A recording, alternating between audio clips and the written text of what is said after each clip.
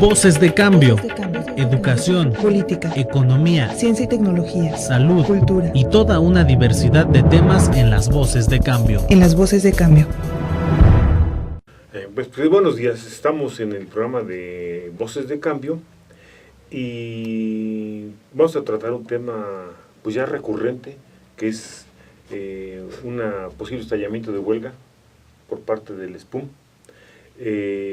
Se habla de unilateralidad por parte de la facultad, o sea, de autocracia, de falta de escucha, falta de acuerdo.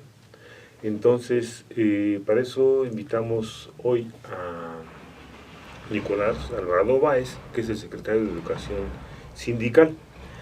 Ya previamente, el día 14 de noviembre del 2013, tratando el mismo problema que vamos a tratar hoy, estuvo Berto Bedoya, que es el secretario general, estuvo Gerardo Tinoco, que es el secretario académico, y hoy tenemos también nuevamente a Nicolás Alvarado, que también en aquella ocasión estuvo presente. Pues, profesor, platíquenos de cómo estuvo, pues desde el principio quizá, ¿no? Desde cuándo se emplaza, por qué se emplaza, etcétera. Sí, bueno, antes que nada, buenos días, ingeniero Leopoldo. Sí, ya habíamos comentado sobre este conflicto, y pues tiene sus inicios desde junio del año pasado, el 10 de junio, que es cuando se aprueban estos denominados criterios para el reconocimiento interno de estudios de posgrado.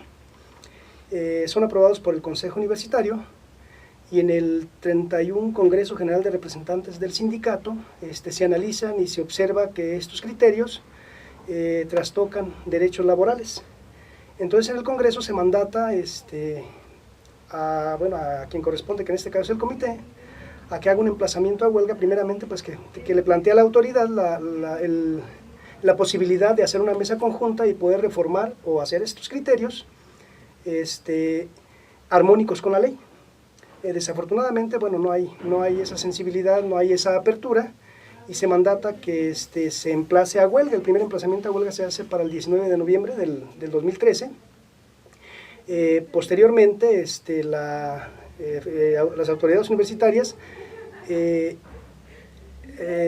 plantean en la Junta Local de Consideración y Arbitraje un incidente de falta de personería o personalidad por parte del secretario para emplazar a huelga.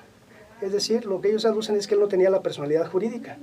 Entonces la Junta la admite y lo que se hace es prorrogar ese primer emplazamiento a huelga del 19 de noviembre para el 22 de enero de este año.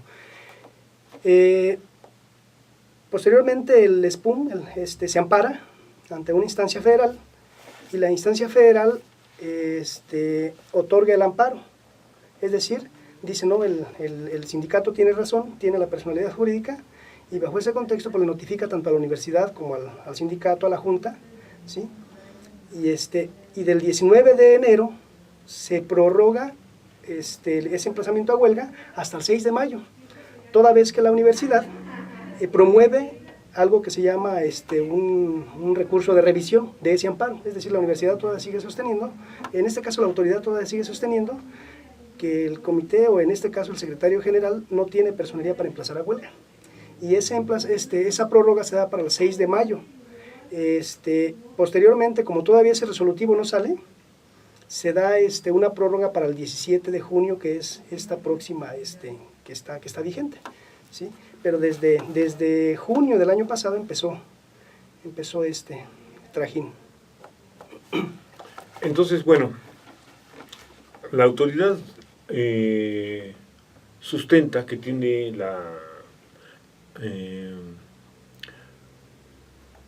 jurídicamente la posibilidad de decir cuáles son los criterios académicos para, dice que están en el artículo 3º constitucional, que en base a eso ellos hacen una propuesta para el reconocimiento de los estudios de posgrado. Sin embargo, pues hay una inconformidad por parte del sindicato, donde aquí estuvieron presentes, digamos, el 14 de noviembre, los dos autores, el secretario general, el secretario de la universidad, el secretario académico, y dicen que va a haber un acuerdo, ¿no? Un acuerdo en el cual se destraba un poco lo de la posibilidad de la huelga que estaba emplazado para el ¿qué? 22 de noviembre, algo así. Algo así estaba emplazado para el 19 de noviembre. Entonces resulta con que se acuerda que iba a haber una posibilidad de que si metía el sindicato alguna inconformidad, entonces iban a escuchar las peticiones. ¿Ustedes creen que es correcto? O sea, como SPUM, ¿crees correcto que ustedes manden una observación y ellos pudieran decir si la aceptamos o no la aceptamos? Entonces, estamos hablando de dos partes, yo lo veía así diferentes, o sea, una que te dice, bueno, dime, y yo te podría decir si tienes o no razón, o si te acepto o no tu petición. En este caso no se está tratando de igual a igual, sino se está tratando de uno subordinado, en este caso el sindicato. ¿Cómo ven ustedes esta situación? Hay varias cosas aquí, ¿no? Habría que primeramente separarlas. Efectivamente, la autoridad universitaria ha aducido mucho al artículo 3º constitucional, que faculta de autonomía a las universidades. No obstante, y también ha hecho mención mucho del artículo 2º de nuestra ley orgánica, que está en el marco jurídico, nuestra ley orgánica, pero jamás los he escuchado hablar del artículo 8º de nuestra propia ley orgánica, que delimita precisamente esa autonomía, sin transgredir el artículo 3º constitucional. El artículo 8º plantea precisamente que esa autonomía de la universidad está depositada en su comunidad, esto es, autoridades, profesores, empleados, alumnos. Bajo este contexto, yo nada más preguntaría, pues ellos serán realmente los depositarios de esa autonomía. Yo creo que no, ¿sí? Son solamente una parte de esa autonomía, de esa comunidad universitaria. Esto por un lado. Por otro lado, con respecto a lo que preguntas, no creo que fuese ese el camino. También la propia ley orgánica estipula en su artículo 28 que las relaciones laborales entre la universidad será a través de los sindicatos en función de sus propios contratos colectivos. Bajo ese contexto, el Consejo Universitario sí tiene la potestad de cambiar los reglamentos del marco jurídico, pero tiene que ser observante de la ley. Es decir, no puede cambiarlos a diestra y siniestra cuando se trastocan derechos laborales. ¿Sí? Las relaciones laborales están y deben estar, según ese artículo 28, de manera bilateral con los sindicatos a través de sus contratos colectivos. ¿Sí? Entonces, esa autonomía no es tan absoluta como ellos la refieren, está acotada en nuestra propia norma. Por otro lado, si se hiciera una propuesta, cosa que no planteó el Congreso General de Representantes, sabemos que desafortunadamente con el Consejo Universitario, no todos, pero sí en su mayoría lo han hecho de manera, creo que un poco acrítica, sin mucho análisis, y han aprobado reformas que a la larga terminan transgrediendo derechos. Y esa es la parte para la cual no está atribuido. Está atribuido para cambios en lo académico, en la situación, celebración de convenios hasta cierto punto, pero ya cuando trastoca derechos laborales, eso está normado. Sí, esa es la parte que el sindicato piensa que no es lo correcto, toda vez que una propuesta que llegara al Consejo pudieran desecharla como si nada, ¿no?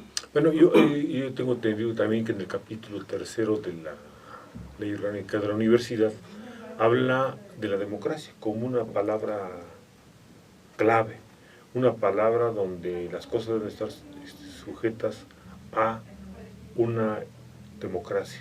Y la democracia no es otra cosa más que escuchar al diferente para ponerse de acuerdo en alguna situación. Entonces, bueno, ahí hay algo que sí vale la pena que se acote aquí, de que hace falta escucharse ambas partes, ¿no? Pero no hay un espacio todavía donde se haya buscado decir, bueno, nos proponemos esto, ¿tú qué dices? ¿Lo ha habido? No lo ha habido. De hecho, ese era el planteamiento inicial. El Congreso, cuando mandata que se emplace a huelga, lo que propone es que se abrogue esta ley, que se conforme una mesa conjunta entre la autoridad y el sindicato, a fin de que estas reformas o esos famosos criterios pudieran ser armónicos con la ley, con el derecho, ¿sí? Ese es el planteamiento inicial que se ha pedido siempre. La postura de ellos es, no, ustedes háganme una propuesta y bueno, sucedería lo que acabo de comentar, ¿no? Una propuesta que posiblemente pues desecharía, ¿no? Entonces, pudiéramos saber que hay una analogía. Yo quisiera hacer una analogía. O sea, el presidente anterior de México hace una reforma laboral donde los trabajadores, diciendo que iban a estar mejor los trabajadores, la hace unilateralmente, sin consultar a los trabajadores, y entonces manda su ley laboral, y los trabajadores hoy se encuentran cada día más desprotegidos, etcétera, etcétera. El presidente Peña Nieto hace una reforma laboral, también al margen de escuchar las voces discordantes de los profesores, que son los que tendrían que aplicar esta reforma laboral, y no se escucha, simplemente pues dijeron, hubo foros, pero estuvo bien, pero nosotros no lo escuchamos. Y después así se ha hecho con otras más, ¿no? La energética, la sendalia, la de telecomunicaciones, es donde pues muchos partidos de izquierda, organizaciones han cuestionado precisamente la forma tan unilateral de la que ustedes también se quejan por parte de la autoridad.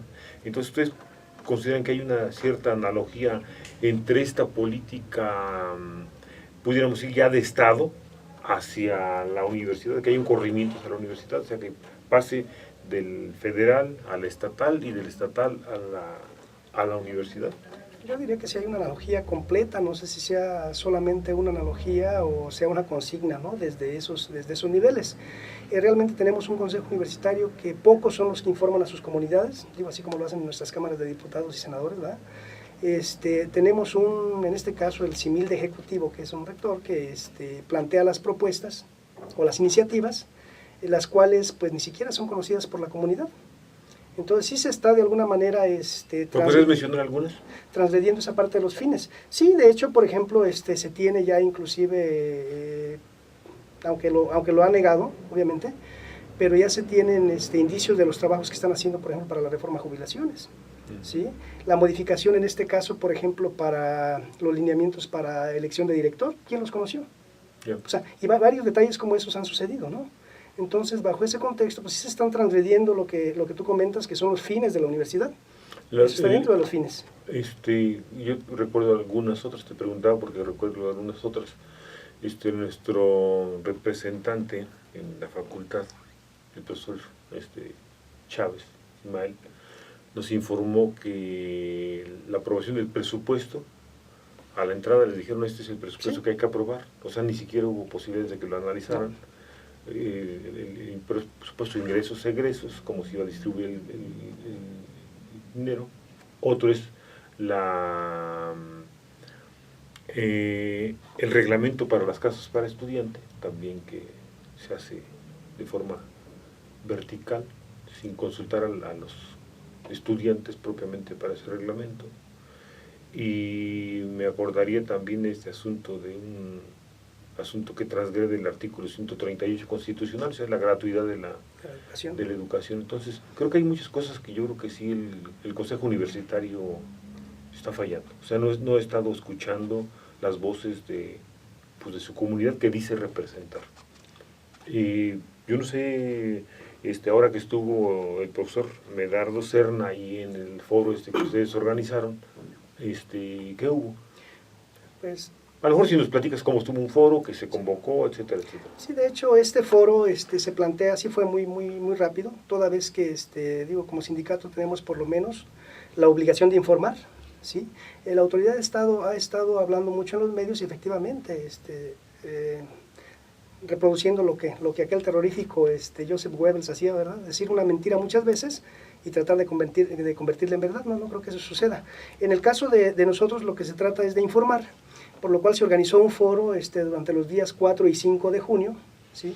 Se abrió, de hecho fue abierto a la comunidad, con algunas invitaciones especiales, sobre todo a gente que consideramos que debería estar, como eran los secretarios de asuntos académicos de las secciones, los del trabajo, ¿sí?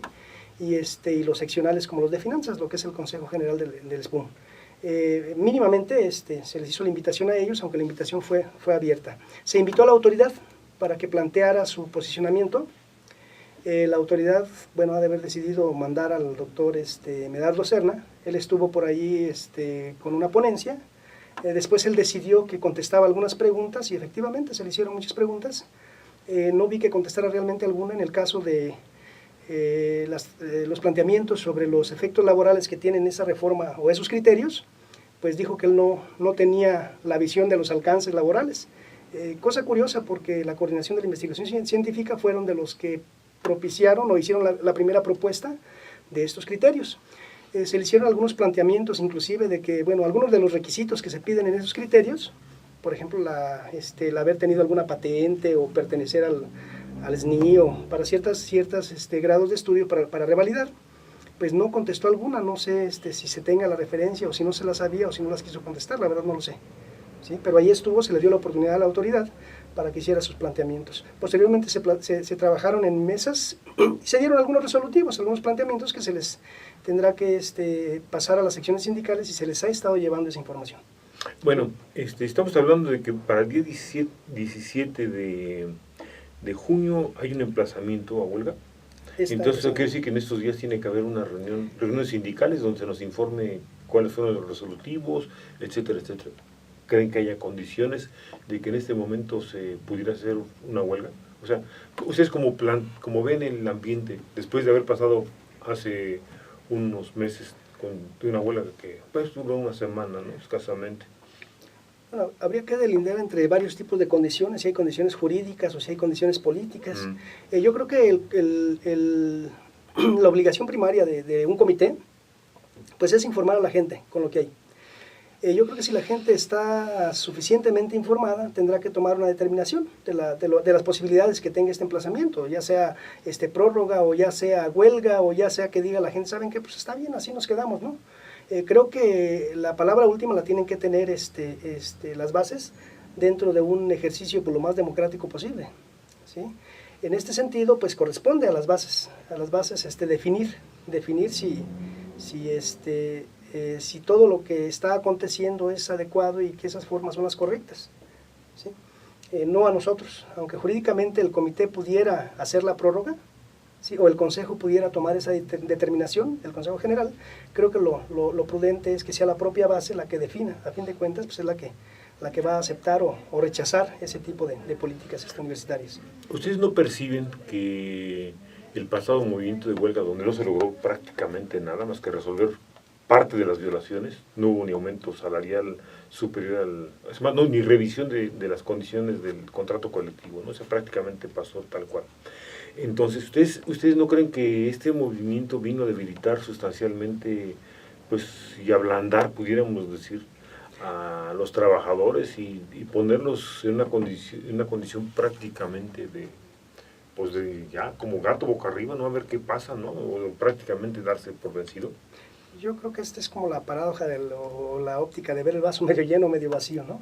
Yo, para mí, aunque no se logró nada prácticamente en lo material, yo creo que sí ya fue un decir también ya basta, ¿no? La autoridad. Yo creo que ahora precisamente lo que está más bien en juego son esta parte de los criterios. Yo diría, si no somos capaces de defender esto, ¿qué vendrá con lo que viene? Jubilaciones, cambia los esquemas laborales que se están... La reforma universitaria. Ese es el asunto. Entonces yo creo que aquí es donde, como universitarios, pues tenemos que pensar muy bien lo que vamos a hacer. Ahorita se está eligiendo un nuevo consejo universitario, las 2/3 partes. Pues a quién iremos a elegir también, ¿no? Sí. Creo que es el parteaguas de lo que viene. Es un problema bastante complejo para el sindicato, para los trabajadores fundamentalmente, porque la autoridad generalmente siempre se mueve y se acomoda, ¿no? Así es. Pues esperemos que los trabajadores tomen una determinación adecuada y sobre todo que pues tengan la posibilidad de organizarse adecuadamente, ¿no? Porque luego vienen cosas feas. ¿Algo con lo que quieras terminar? No, Nicolás. Pues nada más pues agradecer el que nos hayan invitado por aquí. Esperemos que esa información pues sirva por lo menos a quienes la vean, ¿no? Ya sean universitarios o no, y tengan por lo menos otra óptica distinta de la que ha estado reproduciendo la autoridad. Bueno, esta se sube al ratito al internet. Lo pueden acceder el video en el YouTube y también en el Face del SPUM, me imagino que lo van a subir. y también en la página del sindicato vas, Para vas que a difundir. estar. Bueno, pues muchas gracias, Al Nicolás. contrario, gracias.